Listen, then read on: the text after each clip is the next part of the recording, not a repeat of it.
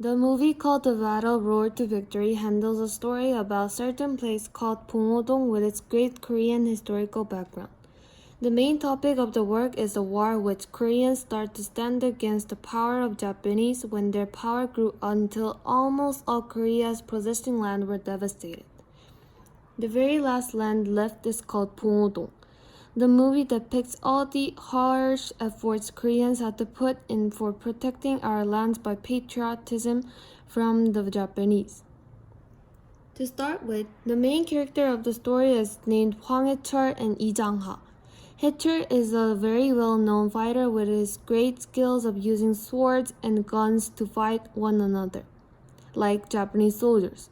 They are the ones who lead their groups to fight against Japanese who ignored Koreans' right and took over with cruelty. There are three parts of the movie that I have chosen to be the best scenes. First, the part was when Japanese in the movie made a mockery on Koreans as if they are their servants or even the lower standards of people. They didn't treat Koreans as normal people like they were.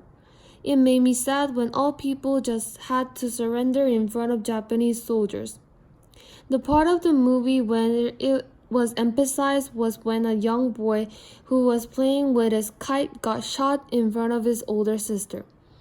It would have been a deep despair just watching one of his family members get murdered when one cannot do anything for it but just to watch. The situation fortunately had gone right when the troops of 독립운동가, which is independence activists, stood up to back up for them. Secondly, it is the part where one of the independence activists called Lee Jin-sung has sacrificed himself for the glory of Korea. Lee Jin-sung was a guy who was trying to convey the money people have raised for the independence to the other side of the country for the glory of Korea.